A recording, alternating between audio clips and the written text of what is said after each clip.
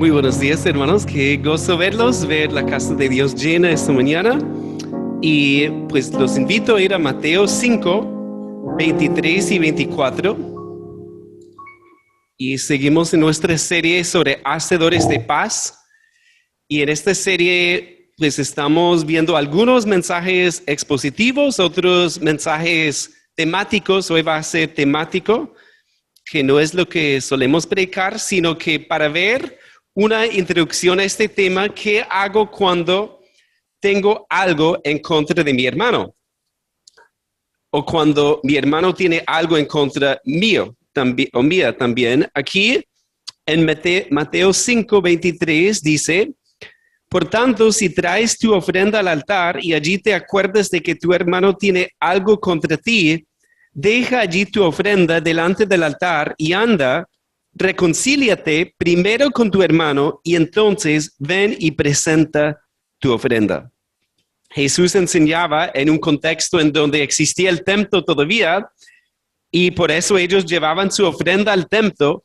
Pero él dice, si tú recuerdas ahí que alguien tiene algo en contra tuyo o contra tuya, debes entonces ir para reconciliarte primero. Y vamos a ver entonces qué hago cuando tengo algo contra mi hermano o cuando mi hermano tiene algo en contra de mí. Y no sé a cuántos les gusta jugar con el fuego. Yo como niño, a mí me encantaba eso. Yo crecí en el campo en Minnesota, cerca de Canadá. Y siempre o muchas veces hacíamos una fogata y como niño yo jugaba con un palito en ese fuego y podría pasar horas jugando en el fuego, lo cual es chévere, pero también hay peligro, porque el fuego puede hacer cosas muy buenas al quemar basura, quemar cosas que no necesitamos, pero también puede hacer mucho daño. Y lo vimos el año pasado. No recuerdo si fue en noviembre o diciembre, en el conjunto nuestro, que es raro porque es muy campestre. Hay un cerro enfrente de mi casa y algunos hombres decidieron prender fuego a una basura, unas hojas y eso ahí. Y surgió una brisa muy fuerte y eso ya se salió del control de ellos. Y mis vecinos gritaban y hasta algunos salieron a ayudar con el fuego. Y yo decía, no, está muy grande el fuego y lo único que hay que hacer es orar.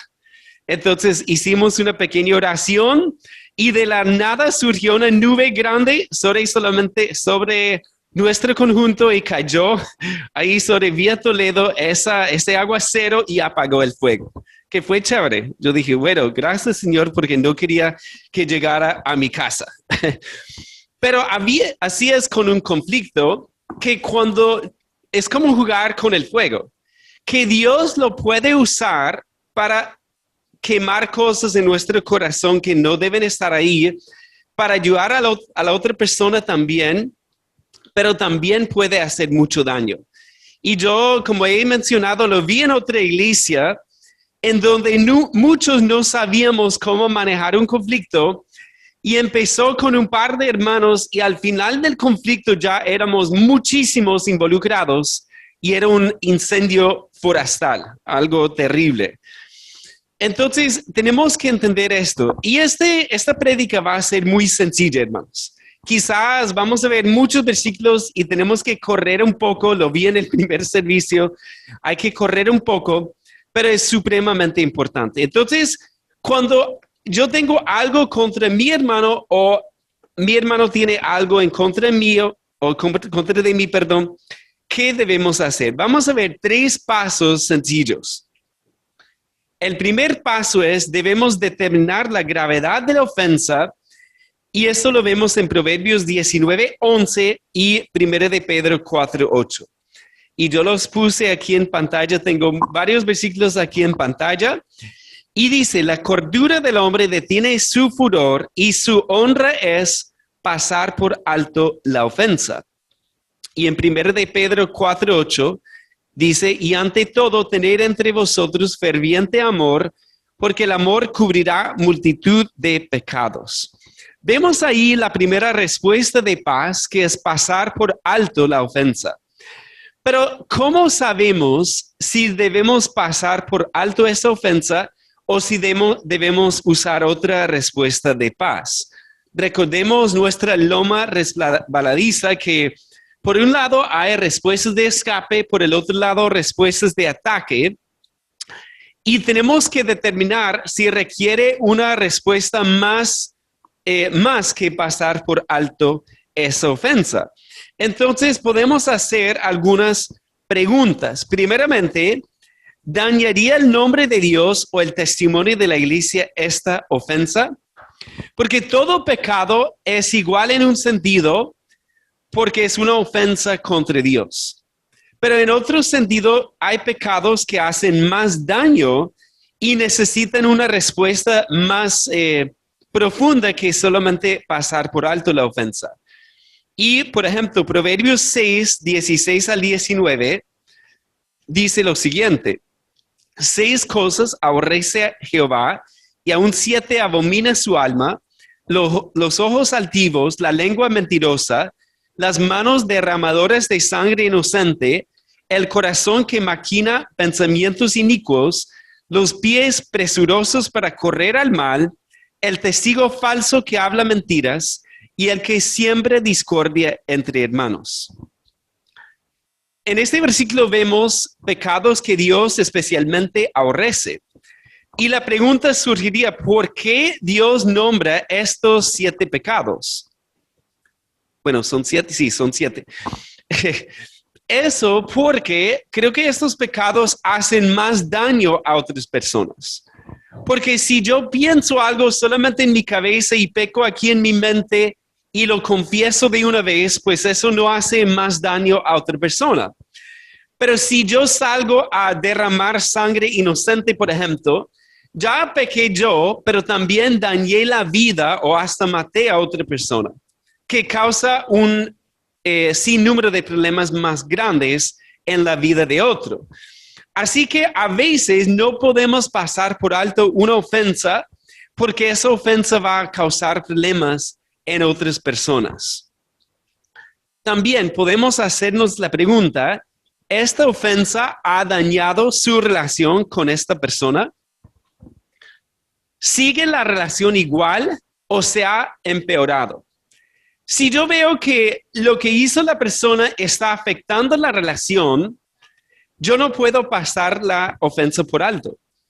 Yo no puedo simplemente decir: no pasó nada, porque esa ofensa está causando daño. ¿Cómo lo entiendo? Pues si cambio, por ejemplo, mi rutina de hacer las cosas, cuando yo veo a esa persona, si surgen sentimientos desagradables en mi corazón, si yo no le puedo hablar de la misma forma, si, por ejemplo, si la veo y quiero ir al otro lado de la calle, o si veo a esa persona en la iglesia y no quiero saludarla, pues significa que probablemente no puedo pasar por alto la ofensa, sino que necesitaré de ir para hablar sobre lo que ha pasado. También, ¿está afectando esta ofensa a otras personas? Quizás fue algo conmigo, pero yo veo que está pasando con otras personas también. Y si es el caso, no puedo pasarlo simplemente por alto, porque no sería amor hacia esa persona. Y está afectando a la persona directamente. Quizás es un patrón en su vida que al pasar la ofensa por alto voy a perder una oportunidad de ayudar al hermano. Y como hemos hablado, son muy pocos los amigos en la vida que nos vayan a decir las cosas como son.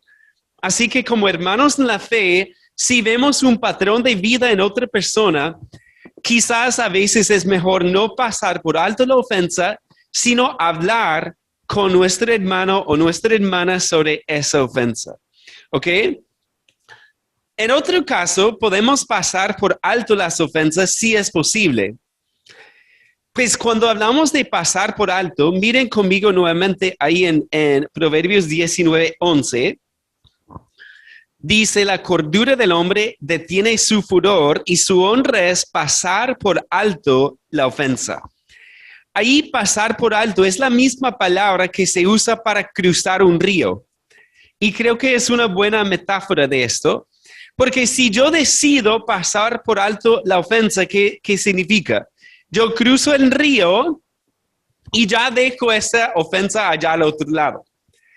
Y si viene en mi mente otra vez, ¿qué voy a hacer? Voy a acordarme de que ya pasé por alto esa ofensa, porque pasar por alto es una forma de perdonar. Es perdonar en mi corazón esa ofensa, y si viene en mi mente esa ofensa, yo no tengo el derecho de seguir meditando en ella, sino que tengo que decir, Dios, ya perdoné esta ofensa en mi corazón, entonces la he pasado por alto. Ahora, si eso no puede ocurrir, significa que necesito hablar con esa persona. ¿Ok? Pero es una decisión intencionada, es algo que determinamos hacer ante Dios como una forma de perdonar. Y dentro de un contexto de amor, como dice en 1 de Pedro 4:8, podemos pasar por alto las ofensas pequeñas. ¿Cuáles ejemplos podríamos pensar? Por ejemplo, a veces unas palabras, a veces una actitud que vemos que no nos gusta, pero no va a afectar tanto la relación. Quizás una interpretación de algo que no afecte mi relación con esa persona. Quizás una molestia pequeña o un comentario suelto que lanzó esa persona, y yo podría ofenderme por eso o puedo pasarlo por alto. Y en nuestros hogares, hermanos, ¿cada cuánto tenemos que pasar por alto algo? Wow, creo que todos los días, ¿cierto? Porque decimos algo, hacemos algo, pensemos en algo pequeño que quizás estamos caminando dentro de la casa y un miembro de la familia por accidente nos golpea. Ahí podemos ofendernos o podemos pasarlo por alto. Oye, no pasó nada, ¿cierto? Y vamos a pensar en algunos ejemplos muy específicos. Para los niños primero. Niños, ¿están escuchando? ¿Dónde están los niños? Muy bien. Ok, niños, escuchen esto. Si otro niño te dice, tú eres bobo, ¿cómo vas a reaccionar? Porque quizás la primera reacción, ¿cuál sería? Enojarte, ¿cierto? Enojarte, querer pelear, querer empujar. No, yo no soy bobo. Pero si pasas por alto la ofensa, ¿qué vas a hacer? Decir, bueno, el niño lo dijo y yo creo que no es cierto, pero yo no tengo que reaccionar, yo no tengo que pegarle, yo no tengo que decirle otra cosa, sino que yo puedo pasar por alto la ofensa. Y si no digo nada, hago de cuenta que no dijo nada, seguramente va a pasar el tiempo sin problema, ¿cierto? Porque los niños, si él dice algo y tú dices algo, ¿y qué va a pasar? Ya estamos echando leña a ese fuego, ¿cierto, niños? Y ya va, ¿qué hace el fuego cuando le echas mucha leña? Crece, ¿cierto? Entonces debemos pasar por alto la ofensa si es posible. Adolescentes, adultos, a veces vemos algo en redes, ¿cierto? Que alguien dice algo que podría ser ofensivo para nosotros. ¿Será que tenemos que siempre reaccionar? No, yo tengo que defenderme, yo tengo que decirle a toda la red que esto no es verdad. Pues a veces podemos simplemente pasar por alto esa ofensa y pensar qué está pasando en la vida del otro para tener misericordia y decir, bueno, voy a perdonar la ofensa y no voy a decir nada, porque a veces es más sabio hacerlo de esa forma. Adultos igual. Yo pienso que a veces tenemos una conversación y en medio de la conversación la otra persona dice algo ambiguo. Y tú lo puedes tomar como algo ofensivo o algo inocente. ¿Qué pasa? En el momento no dices nada, sales de esa conversación y vas meditando. Ahí tienes la oportunidad de pasar por alto la ofensa o darle la peor interpretación y decir, no, seguramente quiso ofenderme con ese indirecto, ¿cierto? Entonces uno va maquinando todo, ya tiene motivos en la mente. No, es que lo dijo por esto y esto y esto. Y ya tenemos toda una película para el domingo, ¿cierto? La tarde ver la película y ya la tenemos aquí. Pero Dios nos invita a pasar por alto esa ofensa y decir, no, yo no sé qué quiso decir, pero voy a pasar esa ofensa por alto, si lo hizo a propósito, o voy a pensar lo mejor que no quiso decir nada en contra mía, ¿cierto? Pero ahí tenemos siempre esa opción de pasar por alto si es posible. Después de determinar la gravedad, si es algo más grave, tenemos que pensar qué vamos a hacer. Entonces, miremos este segundo punto. Debemos rechazar las respuestas pecaminosas. ¿Por qué digo esto? Porque yo vi en este conflicto, y yo recuerdo una conversación larga que tuve con un hermano en su carro. Él estaba manejando, yo estaba hablándole, era uno de los personajes más grandes del conflicto, y yo le decía en mi ingenuidad todo lo que él debía hacer. Hermano, debes hacer esto y aquello y así. Pero no le dijo lo que no debía hacer. Adivinen qué pasó. De todo lo que le dije que hiciera, hizo una pequeña parte, pero hizo otras cosas que deshicieron lo bueno que había hecho. Porque, hermanos, cuando pensamos en un conflicto, tenemos que entender lo que no debemos hacer también. Porque a veces dañamos lo bueno que hemos hecho con lo malo que hacemos después. Entonces, miremos algunas respuestas pecaminosas. Si no puedo pasar por alto la ofensa, no debo huir de la persona. Miremos 2 de Samuel 14, 21. 2 de Samuel está aquí en el Antiguo Testamento, el capítulo 14. Y si no conocen la historia bien, es un poco compleja, pero había un problema con Absalón, el hijo de David, había matado a otro medio hermano. Y bueno, causó un problema grandísimo y hay toda una historia detrás de esa historia que no voy a contar. Pero aquí vemos, si miramos en 2 de Samuel 13, 39, para ver primeramente, y el rey David deseaba ver a Absalón, pues ya estaba consolado acerca de Amnón que había muerto. Okay, David ya está procesando esto en su mente, quiere ver a su hijo, quiere hablar con él. Y ahora miren el capítulo 14, 21. Entonces el rey dijo a Joab, he aquí yo hago esto, ve y haz volver al joven Absalón. Y Joab se postró en tierra sobre su rostro e hizo reverencia. Y después que bendijo al rey, dijo, hoy ha entendido tu siervo que ha hallado gracia en tus ojos, rey, señor mío. Pues ha hecho el rey lo que su siervo ha dicho. Se levantó luego Joab y fue a Jesús y trajo a Absalón a Jerusalén. Mas el rey dijo, váyase a su casa y no vea mi rostro. Y volvió Absalón a su casa y no vio el rostro del rey. Miren conmigo ahora el 28.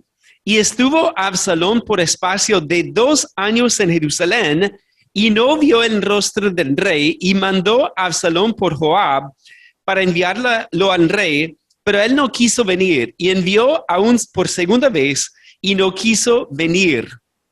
Entonces dijo a sus siervos, mirad, el campo de Joab está junto al mío y tiene allí cebada, id y prendedle fuego. Y los siervos de Absalón prendieron fuego al campo.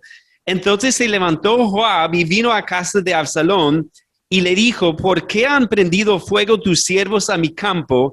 Y Absalón respondió a Joab, he aquí yo he enviado por ti diciendo que vinieses acá con el fin de enviarte al rey para decirle, ¿para qué vine de Jesús? Mejor me fuera estar aún allá. Vea yo ahora el rostro del rey, y si hay en mí pecado, máteme. Vemos aquí una respuesta de huida. David quiere hablar, pero no quiere hablar. Y es raro lo que hace David. No lo entiendo. Pero ¿qué pasó en el corazón de Absalón? Por ese tiempo, él se llenó de rabia, de amargura y empezó a atraer gente en contra de David. Y vemos que finalmente lleva una sublevación en contra de su papá, el rey, y finalmente derroca a David del trono. Y todo esto ocurrió humanamente hablando por lo que David hizo al no querer hablar con su hijo. Y obviamente Absalón usa respuestas de ataque también, literalmente prende fuego a los campos de Joab y eso empeoró la situación. Pero comenzó con esa respuesta de huir de las personas. Y como ya mencioné, hay muchas formas de huir. ¿Sí? Uno puede salir corriendo de la casa y no querer hablar con nadie. Y lo más triste, o bueno, no lo más triste, pero algo muy triste, es ver que cuando hay parejas que no saben manejar los conflictos y uno sale corriendo y se va de la casa y se aleja por un tiempo. Eso no es una forma bíblica. Es una respuesta de escape. También en la iglesia, cuando hay un conflicto ya, no, es que me dio dolor de cabeza hoy, no quiero ir, porque realmente no quieres mirar y ver a esa persona porque quizás vas a tener que hablar con ella. Es una respuesta de escape, es una respuesta de huir de ese conflicto. También otra respuesta de escape es negar que el problema exista. Miren conmigo Proverbios 27, 5 y 6 y Proverbios 24, 11 también. Aquí, Proverbios 27, 5 y 6. Y vamos a leer este versículo todos a una sola voz para despertarnos, ¿ok? Mejor es reprensión manifiesta que amor oculto. Fieles son las heridas del que ama, pero importunos los besos del que aborrece. Ahora, hay una frase en ese versículo que me llama la atención mucho, y es la frase amor oculto.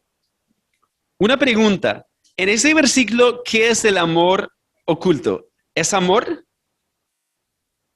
No, el autor usa la palabra de forma irónica, ¿cierto? Porque amor oculto no es amor, porque vemos aquí que el amor sería reprender abiertamente a la persona y no esconderlo. Así que negar que el problema exista es otra respuesta de escape, es otra respuesta pecaminosa, porque si yo veo que necesito hablar con esta persona y no lo hago, no la estoy amando. Y vemos ahí también Proverbios 24, 11 y 12. Libra a los que son llevados a la muerte, salva a los que están en peligro de muerte, porque si dijere, ciertamente no lo supimos, ¿acaso no lo entenderá el que pesa los corazones? El que mira por tu alma, él lo conocerá, y dará al hombre según sus obras. Aquí la frase clave es ahí en la mitad, cuando dice, ciertamente no lo supimos. Es decir, te das cuenta de que alguien está en un error, pero te haces o finges que no existe un problema, que no pasa nada, que yo no vi nada, ¿cierto? A veces eso pasa, vemos un problema y no, nos hacemos el gringo. Ahí no vi nada, no pasó nada. Pero ahí eso no es amor porque debemos amar a esa persona y librarlo de la muerte, como dice el versículo. Y somos muy buenos para hacer excusas cuando no decimos lo que debemos decir. ¿Por qué no dije nada? No, es porque yo no quería dañar el ambiente. Yo no quería alborotar el avispero. Pero la palabra de Dios nos lleva a ver que debemos amar a esa persona y hablar con ella. También otra respuesta pecaminosa sería atacar a la persona. Un repaso, ¿en dónde comienza el conflicto? En nuestro corazón. Y si hay un problema en mi corazón con esa persona y no estoy manejando eso bien, entonces eso va a salir tarde o temprano. Y hay un versículo muy interesante, Levítico 19:17, y lo puse aquí de la Biblia de las Américas. Y dice, no odiarás a tu compatriota en tu corazón. Podrás ciertamente reprender a tu prójimo, pero no incurrirás en pecado a causa de él. Noten ahí algo interesante. La conexión entre el odio y un problema. Cuando nosotros vemos que otra persona está fallando en algo, hay una tentación de empezar a odiar a esa persona en nuestro corazón, ¿cierto? Porque empezamos a juzgar y en nuestro corazón surge a veces odio o un poco de odio. Y si es el caso, fácilmente caemos en un pecado, como dice al final del versículo, pero no incurrirás en pecado a causa de él. Porque nuevamente es como jugar con el fuego. Tenemos que hablar con esa persona, pero fácilmente nos quemamos al odiar a esa persona en nuestro corazón. También vimos en una prédica anterior, Santiago 4:11. Hermanos, no murmuréis los unos de los otros.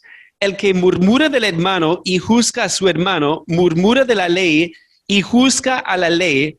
Pero si tú juzgas a la ley, no eres hacedor de la ley, sino juez. Aquí la palabra murmurar, ¿qué significa? Hablar mal de esa persona. Entonces, cuando vemos que otra persona está en un pecado o nos ha ofendido, hay una tentación grande de empezar a hablar mal de esa persona. Y una pregunta, ¿con quiénes debemos hablar en medio de un conflicto? Pues primeramente con Dios, con esa persona y quizás con otra persona sabia que nos pueda orientar. Pero ¿con quién no debemos hablar? Sí, y es tan fácil, ¿verdad? Que uno está hablando con el vecino y uno tiene un conflicto en su corazón, en su mente, ¿y qué sale? No, imagínate que estoy pasando por este conflicto con mi hermano, no sé qué, y uno sin querer, queriendo, sale con un comentario suelto que no tiene nada que ver con esa persona. Y eso es murmurar. Lo mismo pasa con los hermanos a veces, lo mismo con la familia, en el trabajo, en cualquier lugar nos puede pasar si bajamos la guardia. Y me encantan los versículos de la palabra que hablan de que sean pocas nuestras palabras ante el Señor. Estoy leyendo en Eclesiastés y ahí lo dice, que sean pocas nuestras palabras, porque fácilmente damos rienda suelta a la lengua y ¿qué pasa? Wow, ya estamos en un mundo de problemas. Y, por ejemplo, comentarios como los siguientes. Esa persona es terrible, ¿verdad? O esa persona es mentirosa. O esa persona nunca va a cambiar porque es muy terca. O qué tal, ese hombre es un desastre de padre. Y ahí soltamos un comentario a una persona que no hace parte del problema ni de la solución. Y eso hace daño, hermanos. Hace mucho daño. Porque al escuchar eso puede que sea cierto o no, pero eso va a cambiar la percepción de la otra persona, de la persona que no tiene nada que ver con ella. Muy bien. También otra respuesta pecaminosa, y no sé si la puse, no la puse, pero sería vengarse de la ofensa. En nuestra naturaleza pecaminosa tenemos la tentación de querer vengarnos de las ofensas. Y también nos gusta escuchar de la venganza de otros, ¿cierto? O sea, si pensamos en las telenovelas, si pensamos en lo que la gente ve, pues casi todo tiene que ver a veces con la venganza. Y a mí me encanta el libro de Alejandro Dumas que se llama El Conde de Montecristo. Con mis hijos pequeños lo estamos leyendo. Y yo creo que en la universidad me leí una versión muy abreviada porque ese libro es largo, muy largo. La película no tanto, y la película cambió mucho la historia. Pero esa novela está basada en una historia real. Y eso viene de Wikipedia para resumir, pero habla de un hombre llamado Jacques Pouchot, un francés. Y él contó una historia de un zapatero llamado François Picot. Él vivía en París en el siglo XIX y Picot de alguna forma se comprometió con una mujer rica. Y por celos, 4 amigos le acusaron falsamente de ser un espía de Inglaterra. Que ustedes saben que en este siglo XIX en Francia, decir que otra persona era un espía era llevarlo a la cárcel, literalmente. Entonces, este hombre resultó en la prisión por 7 años. Pero en la prisión conoció a un hombre que estaba muriéndose y este hombre se hizo muy amigo de él y le legó su tesoro, que tenía un tesoro escondido en Milano. Entonces, cuando Picot salió de la cárcel, encontró el tesoro efectivamente, se hizo muy rico y cuando regresó a París se dedicó 10 años a trazar su venganza contra estos 4 amigos. De eso se trata este libro. Y cuando uno lo lee, pues es muy interesante y hay una tentación grande. Cada vez que el conde de Montecristo se venga de sus enemigos, uno dice, sí, que pague, ¿cierto? Y nosotros en nuestro pecado decimos eso. Ahora, creo que podemos disfrutar de lo que dice sin llegar a pecar con eso. Pero entender que nuestra naturaleza pecaminosa hay una tendencia a la venganza. Miren conmigo Romanos 12, 17 al 21. Romanos 12, 17 al 21, porque este pasaje está todavía en la Biblia, hermanos. Y lo predicamos, ¿recuerdan? Pero aquí en Romanos 12, 17 dice, no paguéis a nadie mal por mal, procurad lo bueno delante de todos los hombres, si es posible, en cuanto depende de vosotros, estad en paz con todos los hombres. No os venguéis vosotros mismos, amados míos, sino dejad lugar a la ira de Dios, porque escrito está, mía es la venganza, yo pagaré, dice el Señor. Ahí vemos que una respuesta terrible sería vengarse de esa ofensa. Y hay una parte en el libro del Conde de Montecristo impresionante, en donde Edmundo Dante, su nombre antes de ser conocido como el Conde de Montecristo, estaba en la celda con el abad, Faria se llamaba él, y estaban hablando de las ofensas que le hicieron a Dante. Y Dante en un momento dado se confronta con algo. Y el abad le dice, tú debes perdonar eso, no debes llenarte de rencor, de amargura y de venganza. Y en ese momento, ¿qué pasa? Dante cambia completamente. Y él decide no perdonar, él decide vengarse y cambia su semblante y el abad se da cuenta. Y de ahí en adelante es como otro personaje. Porque al comienzo del libro, Dante es un hombre muy noble, muy humilde, y se llena de rencor, se llena de rabia, y de ahí cambia su personaje en el libro completamente. Y es muy triste. Y eso nos puede pasar a nosotros también si no manejamos bíblicamente la ofensa. Entonces, miren en Romanos 12 qué debemos hacer en el 20 y 21.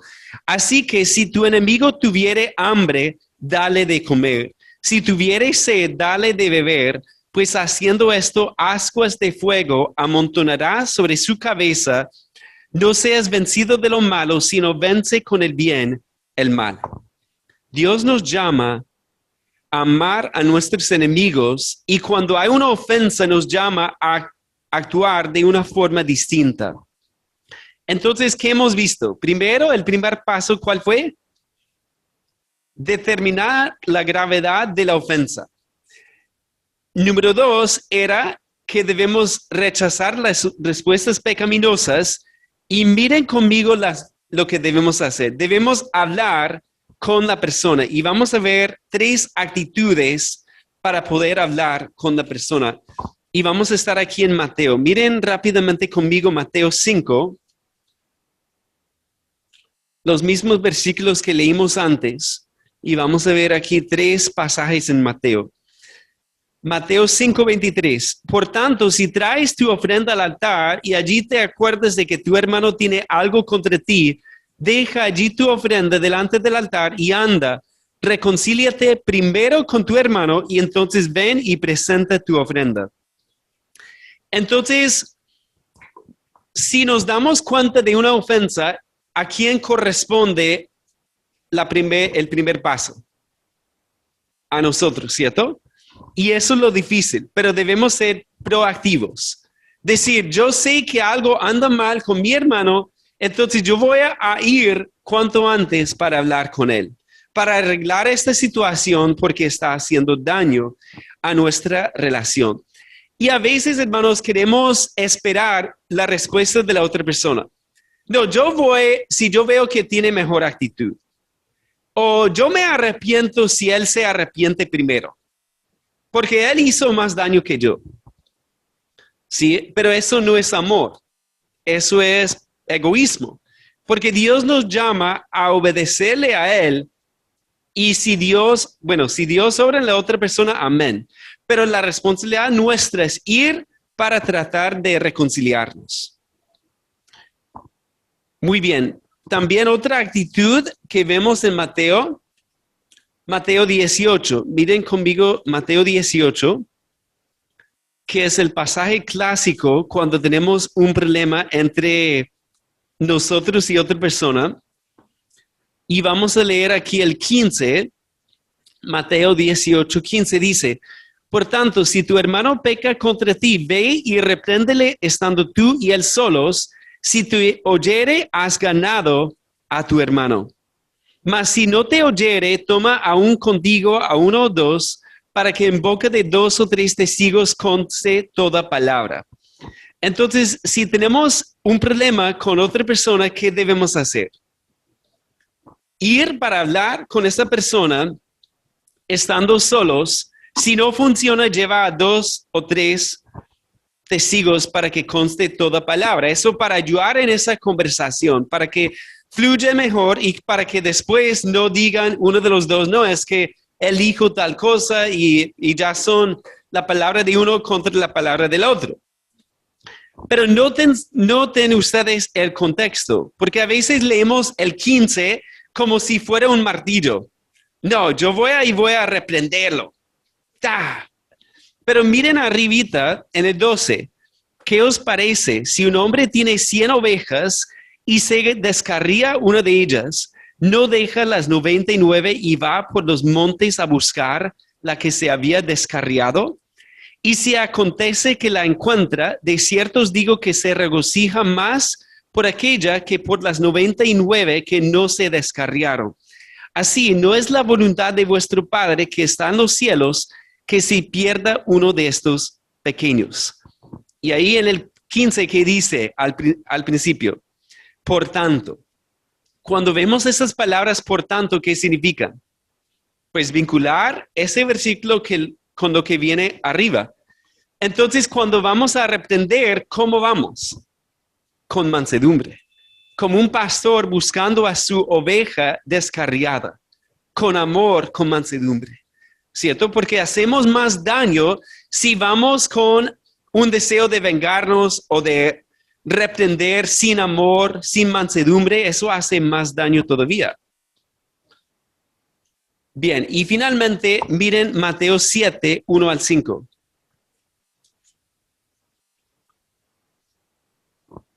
Aquí vemos también otro pasaje muy conocido.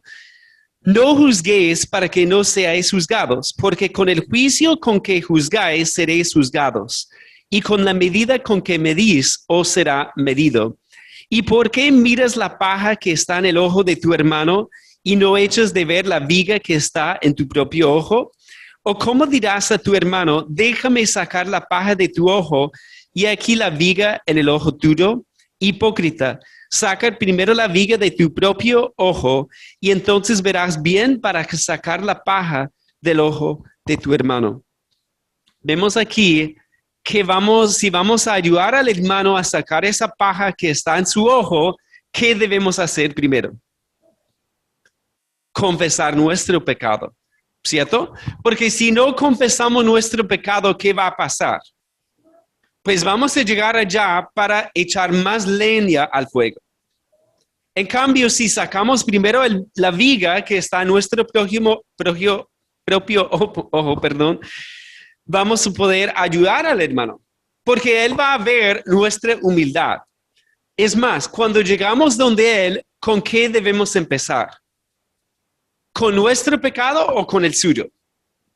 Con el nuestro, ¿cierto?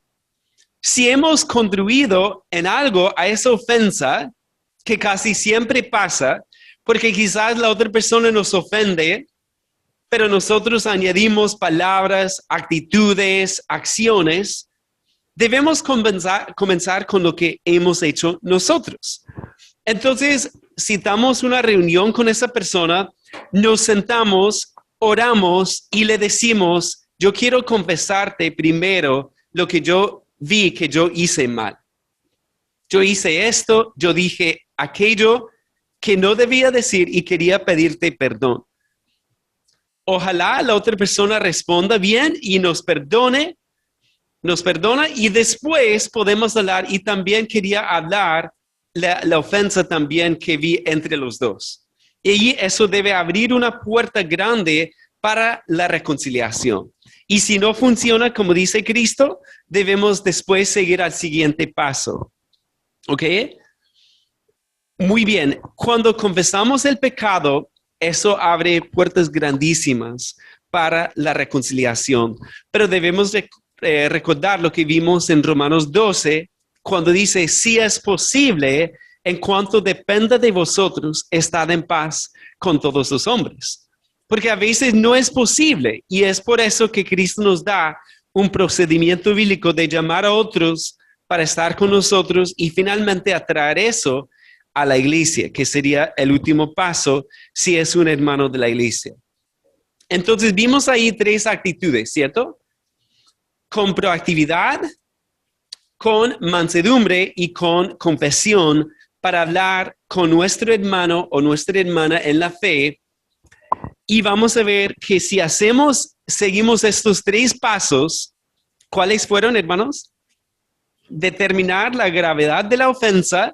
Si podemos pasarla por alto, hacerlo. Si no podemos hacerlo, debemos rechazar las respuestas pecaminosas, respuestas de escape, respuestas de ataque que surgen en el corazón y debemos ir para hablar con esa persona. Obviamente, con oración, con humildad, con la palabra de Dios. Y yo sé que esto es una lucha, porque surgen sentimientos y hay tentaciones. A veces tenemos que morder la lengua, escuchar antes de dar respuesta, ¿cierto? Pero cuando hacemos eso, controlamos ese fuego.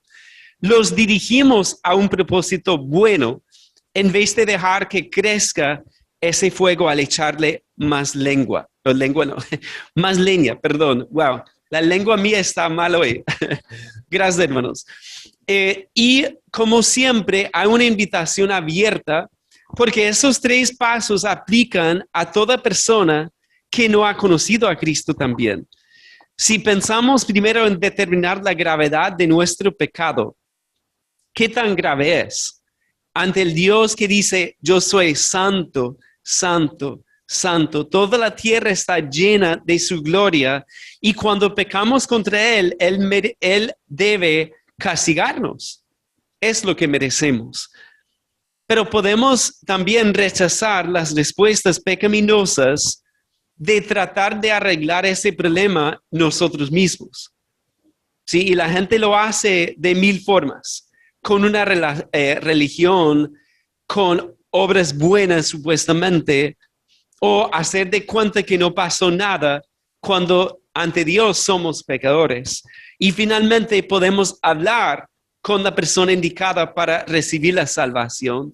Como dice la palabra, porque todo aquel que invocare el nombre del Señor será salvo. Entonces, si tú entiendes que eres pecador, que has ofendido a Dios, ¿qué debes hacer? Pues hablar con el Señor Jesús y pedirle perdón y pedirle que te salve para llegar a ser un hijo de Dios. Voy a invitar al pastor Alfredo para cerrar el sermón con una pequeña invitación. Muy bien, vamos a responder a lo que hemos escuchado esta mañana. Lo más grave que podemos hacer cuando escuchamos este mensaje es pensar en otros, ¿sí? No pensar en nosotros, pensar que esto no es importante. Y creo que si esa es nuestra actitud, vamos a estar estancados en algún área de la vida con toda seguridad. Porque si no vemos la importancia de esto puede socavar en nosotros una conciencia espiritual. Y creo que puede opacar la sensibilidad a las cosas divinas, ¿sí? Y hasta creo que quita el deleite de las cosas espirituales cuando no aprendemos a manejar bien las cosas. Y puede ser que usted esté luchando con eso, que usted no se deleite en las cosas del Señor, y estas pueden ser algunas de las razones, porque no está usando los instrumentos de gracia para responder a las cosas más básicas, a las cosas más cotidianas de la forma en que el Señor quiere para su gloria. Así que quiero invitarles a que cierren sus ojos y oremos y piensen en su vida. No piense en otra persona, o si es un conflicto con otra persona está bien, pero piense en usted, piense en su responsabilidad, piense en lo que hoy ha escuchado en este mensaje. Determinar la gravedad del problema del pecado, rechazar las respuestas pecaminosas y debemos hablar cuando sea necesario, con proactividad, con mansedumbre, con confesión. Empecemos hoy haciendo esto con Dios.